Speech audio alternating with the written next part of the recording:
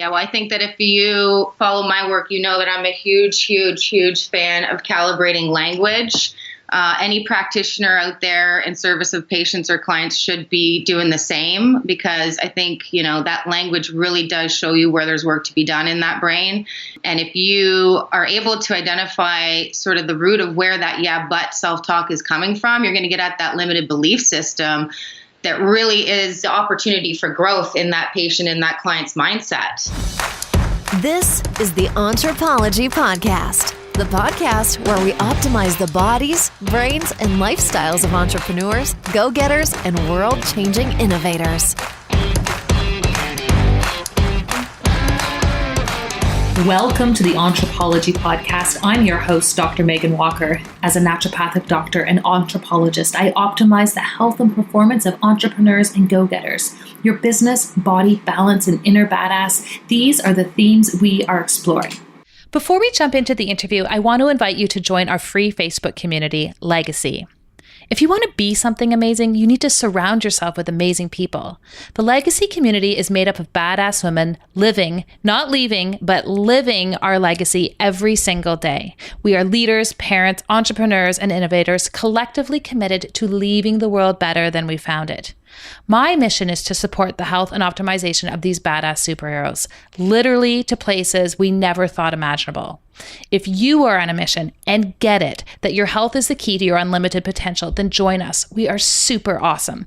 You can find us on Facebook at www.facebook.com/groups/BE Legacy. See you there. So speaking of a badass, there is one concept that if it interrupts the flow in our brain, it can take us off the pathway of momentum faster than most other things I know. And that is this concept of imposter syndrome. I had this experience a few weeks ago where I walked into this big room at a big conference with big people doing big things. And the first thing that came into my mind was, whoa, I am not ready for this stage.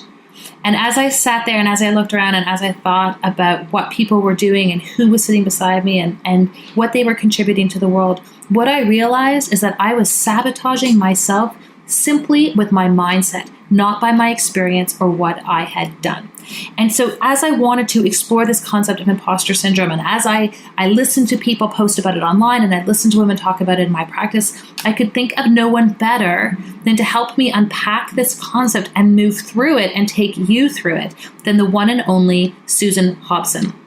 Susan is an NLP coach. She works with executives. She works with athletes. She works with people who want to take their game to the next level. She has been a guest on the podcast before, and she is going to be one of our headline keynote speakers at our upcoming Impact Lives event taking place in Toronto at the end of October. I wanted to reintroduce you to her thoughts, her ideas, her capacity to take you to the next level.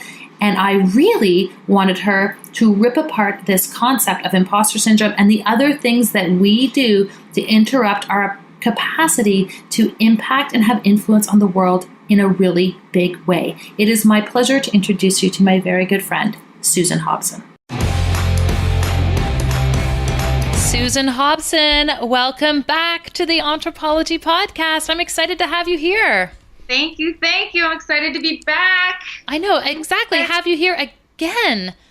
There's only a select number of people who have made a second appearance on the Anthropology Podcast. So I'm really excited to get into this.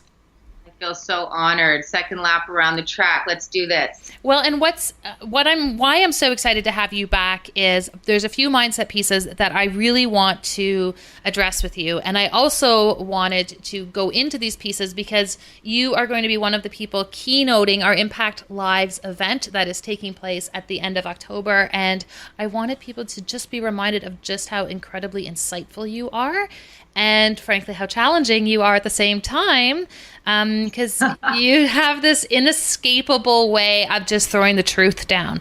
And when the truth gets thrown down, there's really no choice but to pick it up. And if you're going to impact lives, you have to be willing to do that. So thank you for being here and for doing that event with us in October, which I'm super excited about.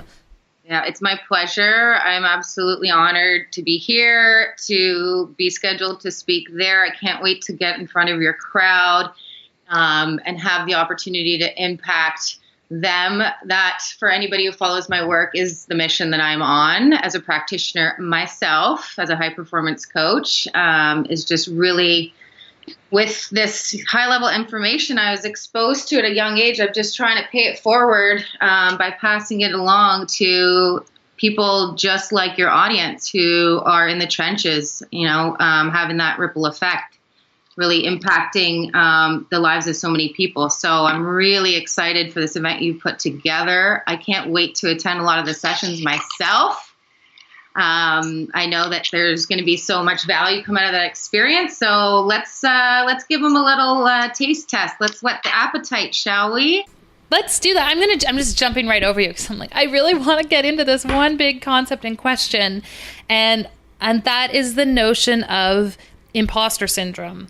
And this is a concept that I hear over and over again with my clients. I hear people posting or see people posting about it online. And I went to a big event in San Diego a few weeks ago, and I walked into this room, and the event was called the Mindshare Summit. And there's some big deal people doing some big moving and shaking things in that room. And I caught myself when I first walked in, and I was like, oh, there's Alan Christensen, and there's Isabella Wentz, and there's Dave Asprey. And I was like, what am I doing here? And I pulled myself out of that really, really quickly, but it threw me into this place right off the bat of, oh gosh, you're just totally faking it. These people are doing it and you are just pretending to be here. And I was like, this is maybe the most detrimental psychology I could engage in walking into this type of event. But I know, and I'm being truthful, because I know this is a psychology that we all confront and face in various settings. So can we please unpack the notion of imposter syndrome, what the heck it is, how we get there, and then how we pull ourselves out of it so quickly? Yeah, I love this hot topic. It's absolutely a concept that I see all the time in the chair. Believe it or not, I work with some titans in high performance, and most people are shocked when I tell them that a lot of these people actually come through my door, for the first time with imposter syndrome, hitting the brick wall because they're realizing that the success that they've achieved has really been created on a false foundation of self. So what do I mean by that, Meg? What does that drum up in your mindset, that terminology, a false foundation of self? Yeah, I think for me, sometimes I think, oh, well, maybe all of that success was just by accident. Like maybe that was just the right day at the right time, but it wasn't because I actually had any skill that supported it. And I feel like that's what happens to me when I get caught in that imposter syndrome mindset or place. I'm like, oh, that was just luck, and now I need skill, and all those people have skill, and they maybe they had a bit of luck, but they definitely got something that I don't. And it's amazing how quickly we can go there. Yeah, it is amazing. And I think that it can be a really great strategy when you're starting out. I know specifically we're talking to clinicians. So as an entrepreneur, some aspect of just getting, in the chair or in the office with a client or a patient is kind of just faking it till you make it. Right? Like it's really just, you don't really have tons of proof yet when you're first opening your doors and getting to work. So I think that can be a great, starting point, but it's definitely not a sustainable strategy for success. Like I said, a lot of times when I meet people coming through my door, it's because really they're realizing despite all the wins, all the victories, 10 or 20 years of building a business successfully, they still really just don't feel confident. And that's because, no amount of victories or wins or moments of success are enough when you're coming from a false foundation of self, meaning that you have a belief system or a mindset that you're faking it. Mm-hmm. Yeah, I think that this is probably a lot of the times where the imposter syndrome comes from, is that it's never good enough, right? No matter how many times you're able to get that win, if it doesn't count as a win, because there's always somebody else that's ahead of you on the track or somebody around you that's doing it better or has been in the game a bit longer, you're always chasing it. And no amount of that proof is ever enough to really create that strong foundation of confidence. How do we start to shift that? Because I find myself sometimes I'll be listening to someone who's utterly incredible and achieved amazing things, and they're like, oh, you know what? I feel like if I walk into this next event, I'm going to have total imposter syndrome. And my gut wants to say to them, oh my gosh, like you just have to get over that. because it's totally not true. But that is maybe the least constructive feedback I could give someone who is in the throes of feeling that way. So how do we unpack it? What is the first thing that we have to do when we catch ourselves being like, oh gosh, I'm not good enough compared to these people, or I'm totally faking it. Who am I to give that webinar or that keynote or any of those particular talks? First of all, who are you not to? If you've got an important message to spread, like I just opened up our conversation today saying, whether I was at the start of the game as an entrepreneur or where I'm at right now, a decade into it, I was on a mission to spread information that I had. So whether you're opening up your door for the first time or you've been doing it for a long time, we got to just really examine and unpack the mindset of what is enough. Like, what does that even mean to be good enough, right? I think that's where the strong foundation of self comes from and should come from if it's going to be, legitimate confidence. It's an intrinsic experience of what is enough for you. And what is the goal for you? If you're constantly chasing those people around you who are doing it better or doing more of it or have been doing it longer, that's a goal you're never going to reach. So how the heck are you ever going to get that proof that your brain needs to actually start growing and solidifying your confidence? Mm-hmm. So it really is the mindset that I work on with this type of client, which is really just, intrinsically knowing that the goal is always just you showing up and doing the very best that you can at whatever age and stage of game you're at, of business you're at, of life you're at. Is just really just knowing who you are and knowing the value that you bring. First day of business, 10 years into it, like me, and just really intrinsically validating that as being, the thing that you're going to bring to the table that really is valuable to the other person that's going to have that experience. How do we interrupt the yeah buts? Because even as you're saying that, I can picture some of my clients who'd be listening to this and they're going, "That's great, but." Like that is their psychology. That is the neuronal pathway for them. Every time a solution is thrown their way, they but it. So how do we interrupt that? Because it's easier to build new neuronal pathways than it is to break the old ones. So where do we go? Yeah, well, I think that if you follow my work, you know that I'm a huge, huge, huge fan of calibrating language. Any practitioner out there in service of patients or clients should be doing the same, because I think, that language really does show you where there's work to be done in that brain. And if you are able to identify sort of the root of where that but self-talk is coming from, you're going to get at that limited belief system that really is the opportunity for growth in that patient and that client's mindset, and that's how you overcome it. Is you have to just really learn as a practitioner or clinician how to navigate around those limited beliefs and how to really get at the root of where they're coming from so that you can challenge them and you can get past them. Because the buts, that's just your brain coming up with the limited proof that it really needs to challenge so that it can actually feel confident. Is there a new dialogue that we could engage in instead of saying, but, to open up the possibilities? And here's the example. So it doesn't matter whether I'm talking about a clinician entrepreneur or an entrepreneur in a different realm.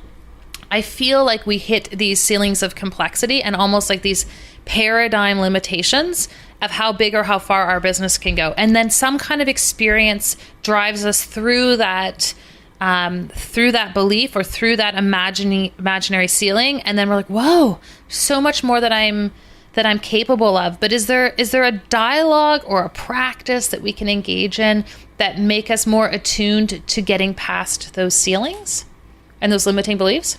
I think if you listen to the buts, you can really start to sense the emotion behind it is quite limiting, right? You can feel that is language that is just going to close that person up and not give them the resources that they need to actually explore the possibility of what could be. So I think if you're looking for a quick tool, it's just a quick reframe on that, which is just, rather than but, how about what if?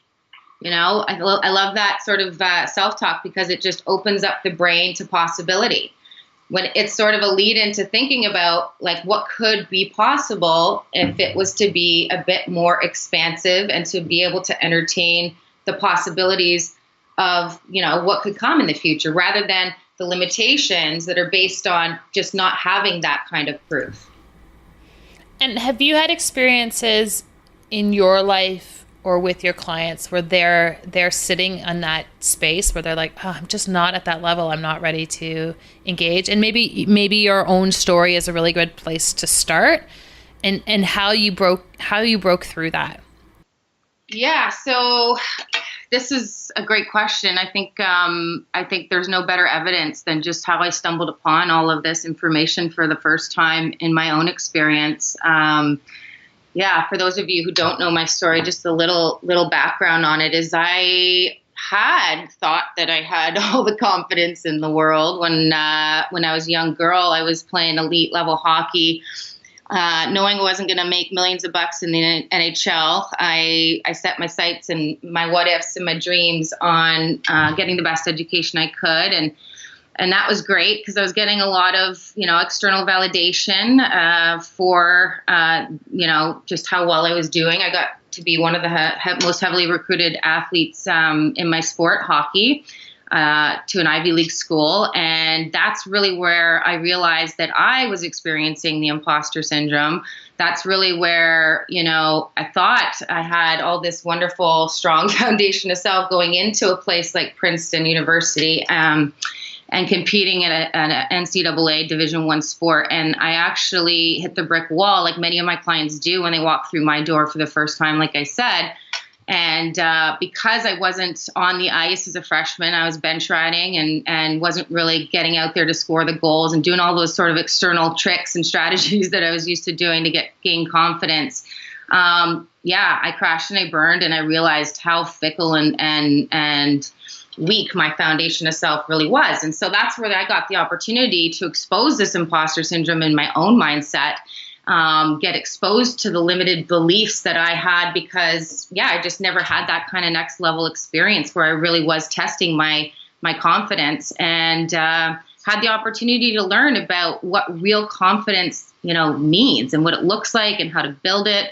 And how to solidify it and continue to solidify it, to this very day. I always say that experience for me, Meg, really taught me the importance of the brain training that I teach my clients, which is just the discipline of realizing that confidence is like any other muscle in your body.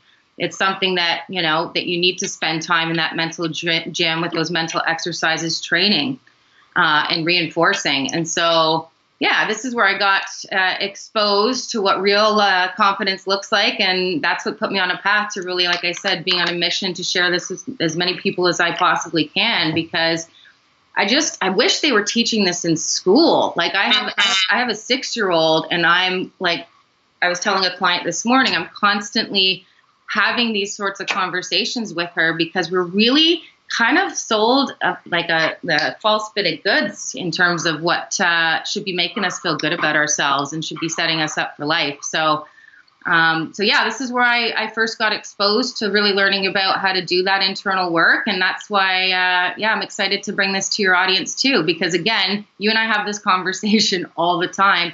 This is not stuff that I was learning in coaching school or you were learning in ND school, right? As an entrepreneur, I don't think that we are taught these valuable lessons that really predict how well we're going to pan out in business and how many people we're going to be able to help.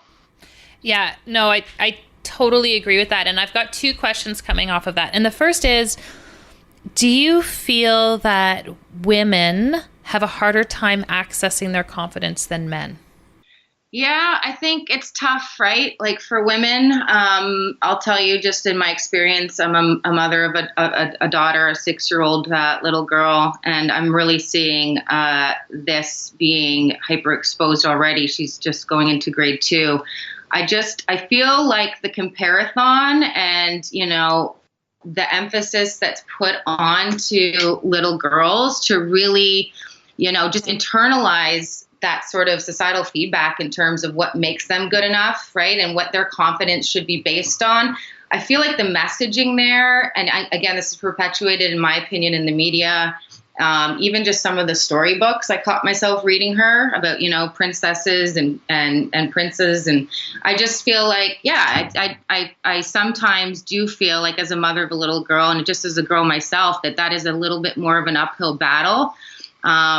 for girls to really just know their worth intrinsically is something that I'm constantly working on with Brooklyn. So I prepare her for going out in the world and seeing everybody else, compare themselves to one another. So it's definitely feedback that I've noticed coming from her. But let's be honest, you and I are girls too.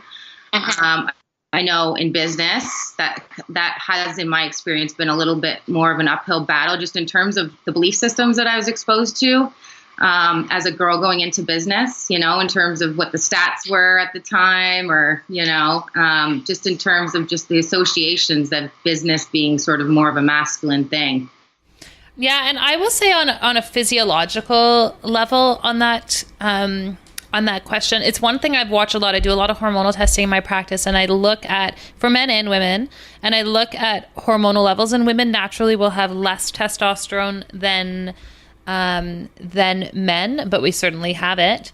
But I'll listen to the stories of male entrepreneurs, and I'm making sweeping generalizations here, so I'm not trying to offend anyone, but I'm going to plow through anyways, and I'll listen to the accomplishments. And I have a friend in HR, and she and I had this conversation, and it was really fascinating. But I'll listen to the accomplishments of the man who's stepping in front of me, and he will be very well accomplished. And I'll listen to the accomplishments of a similar woman, and he is just like, oh, I'm going to ask for my raise, I'm going to step forward, I'm going to do this, I'm going to do that, it's no problem. And she's like, well, once I see evidence of this, then maybe I will ask about possibly being, like, there's so much hesitancy around owning her achievements. And I see it over and over and again. Again, there's always differences, but overwhelmingly, I feel like men step into their confidence with much greater ease. And I'm curious whether it's a testosterone piece, but that was one of the observations that I was interested in hearing your perspective on, because I feel like the barrier to entry for confidence is lower for men than for women.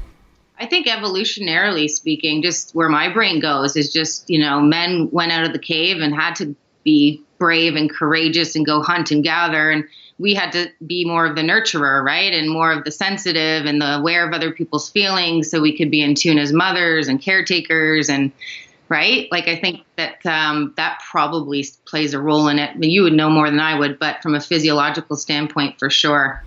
Mm-hmm. It's just really interesting to me. And as I work with more women, like, the rally cry that I want to throw behind them is that sometimes all you need to do is just actually step into it. Like, you are just as competent and have the same base skills as some of your counterparts, but the difference is they're just doing it. Yeah. I think whether you're male or female, it's just about owning who you are and the value you bring, like I said. And I think that, I think it's a skill set. I think some of us have to work harder at knowing thyself than others, depending on, what you've been exposed to and what's living and breathing in your mindset in regards to your self-concept. But yeah, it's an interesting conversation for sure. Mm-hmm. And, as we transition from how do I believe that I should be in that space to, okay, I'm in that space, I'm ready to step up. How do we work with people around mindset so that they are in a state of expansive thinking?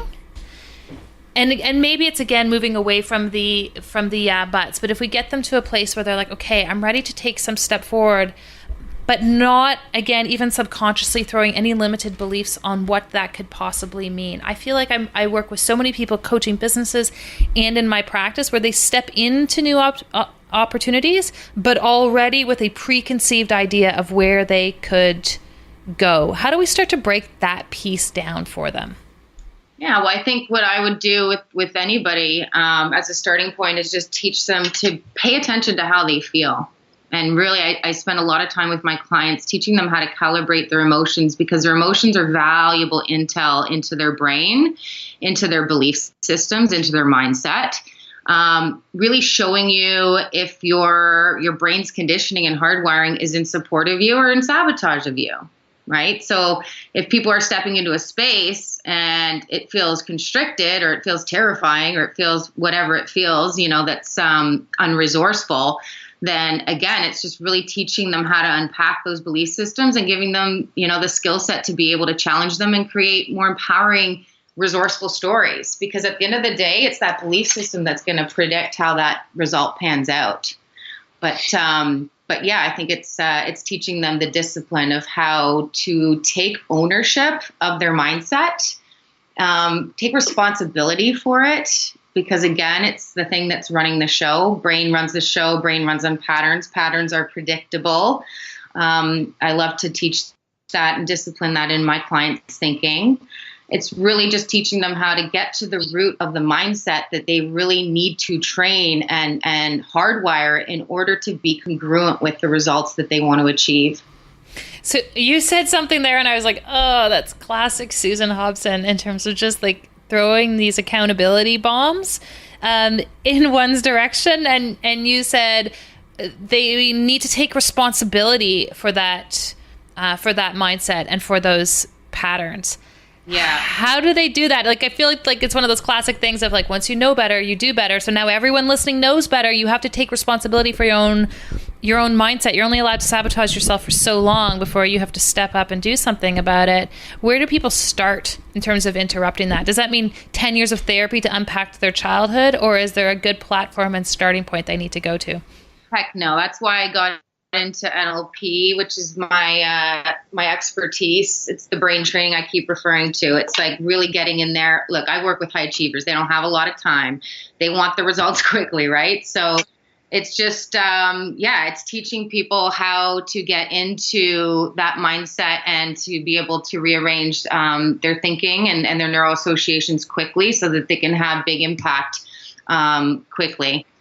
But accountability and responsibility, come on, guys. If you're in it to win it and you're here to play your biggest game, I mean, it starts there, right? I always say to my clients, there's nothing better than taking responsibility and ownership for your results because it makes you responsible, right? And this is what was really inspiring to me when I first got exposed to the power of this brain training stuff. It was showing me that, my first year at Princeton, I arrived there not having the first damn clue as to what my belief systems were. I just knew that I was using strategies that I thought were working until I found out they clearly weren't sustainable ones because they were out of my control. There's nothing more in control than being able to take ownership of what's living and breathing in your head. And having the tools and the discipline to be able to align that and to hardwire that autopilot, 95% of your choices every day coming from that autopilot, to be able to align that with what it is that you're going after. I mean, if you are really on a mission, you take your purpose seriously, that means something very, very, very important to you, then you want to take ownership and responsibility for this stuff because you know that that's going to be the biggest predictor of whether or not you're going to get there. And is having that clarity of purpose and where you want to go the first step to pulling through any of this mud that we're talking about? Oh my gosh, it's the step. I mean, it's the first step. It's exactly what I immediately get working on. The second you walk through my door, I get testing out your clarity. Most people are shocked when I say this, but I'd say 9 times out of 10, people don't know exactly what they want.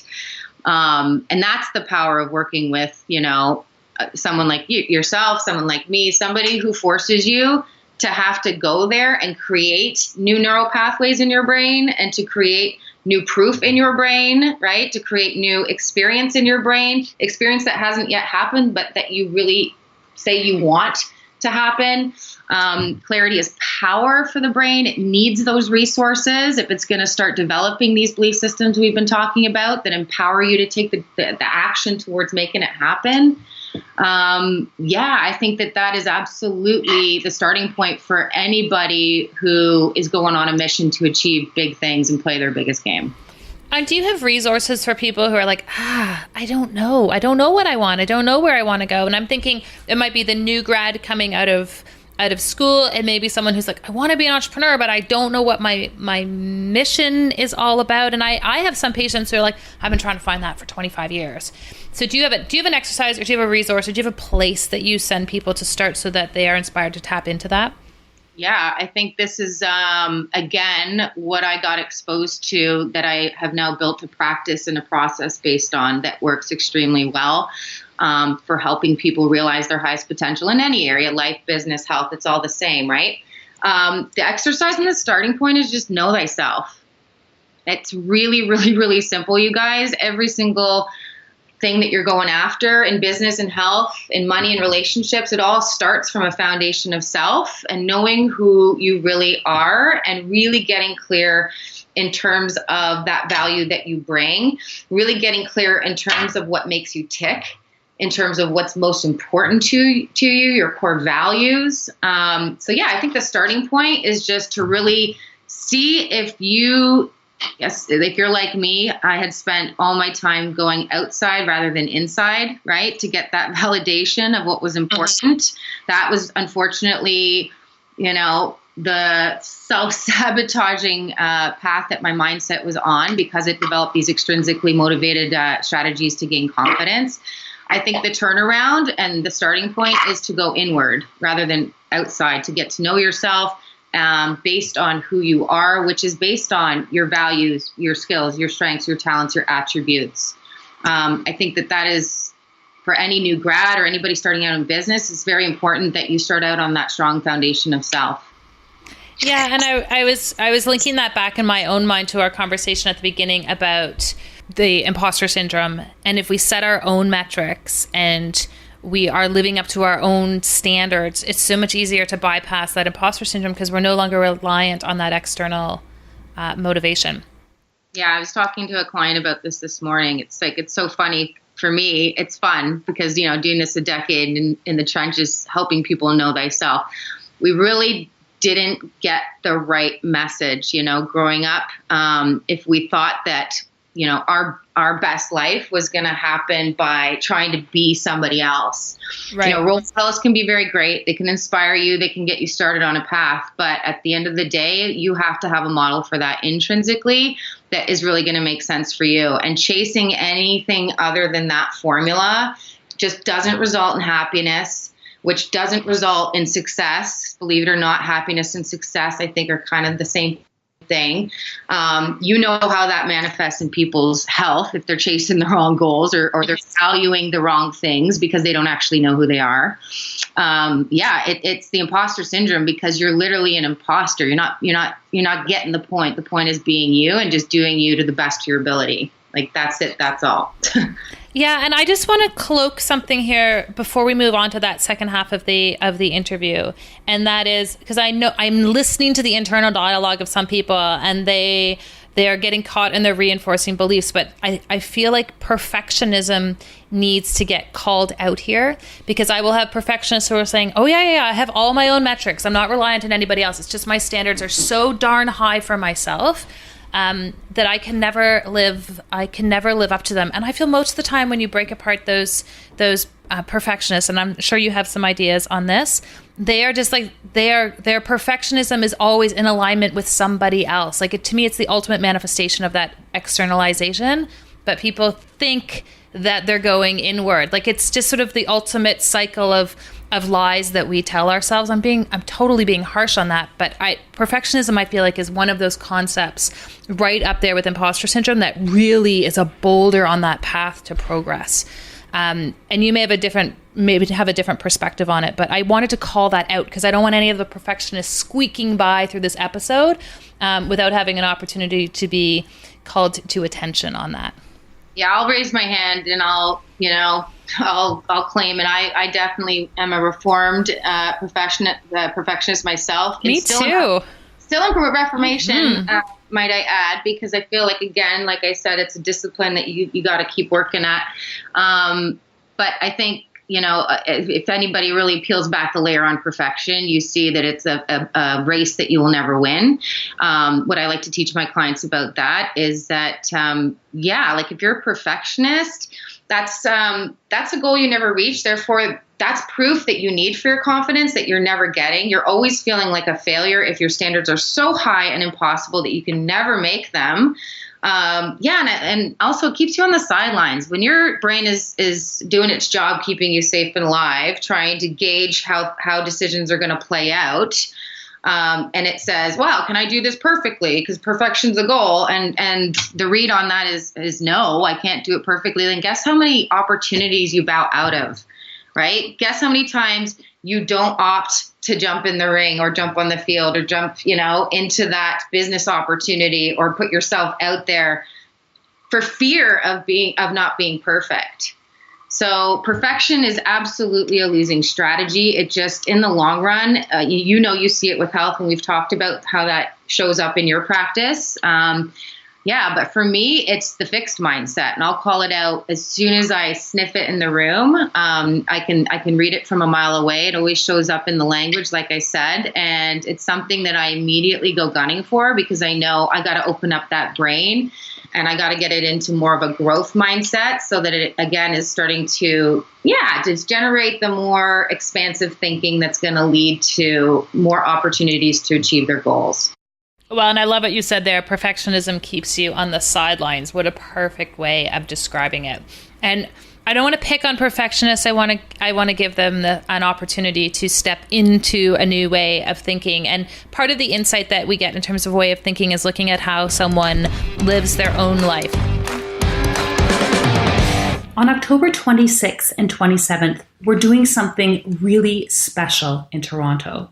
For those of you who have been hanging out on the Anthropology podcast for a period of time, you know that we are driven by the mission that when people are well, they can change the world. On October 26th and 27th, I'm going to be hosting an event in Toronto called Impact Lives. This event has been designed for clinician entrepreneurs and wellness entrepreneurs in general who want to learn how to amplify their business. We are bringing in keynote speakers from across North America and implementation session leaders to help you not only become more inspired with respect to your business, but to learn new skills that you can start to implement right away.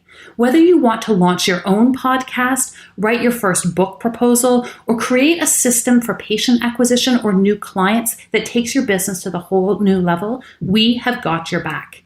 Impact Lives is a 2-day event taking place at the Globe and Mail Centre in downtown Toronto in a stunning venue that overlooks the city. It's going to bring together 150 passionate entrepreneurs looking to take the lives of their families, themselves, and the people that they work with to a whole new level. For those of you who have been loyal listeners, I would love to have you there. There is a coupon code that I am releasing just for listeners of the Anthropology podcast. That is Anthropology20. And if you go to impactlivesevent.com, you can use that coupon code to receive 20% off the ticket price for the event happening in October. I cannot wait to see action takers, go-getters, and anthropologists like yourselves there when we gather together for Impact Lives. This is a really great place to transition to the second part of our interview. And in this portion of the interview, I call them our KPIs or key performance indicators. So just like we have them in our business, I believe them, we have them in our lifestyles as well. So I've got 6 rapid fire questions for you. Hit me. First one, do you have a consistent evening routine? And if so, can you share? Yes, I'm a huge fan of unpacking my day. At the end of the day, I wake up with a little girl. I got to get her all ready for school and do school. And then I'm in the chair with clients and I'm knee deep in their experience all day. Same thing with Brooklyn on the backside. I just think the discipline of making sure I take time to actually honor my own experience and unpack it.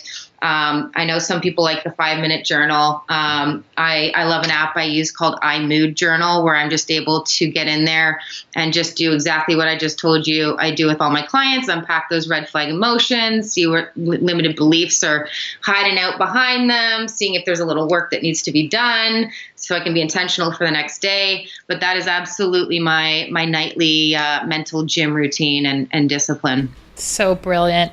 Fiction or nonfiction? What are you reading right now?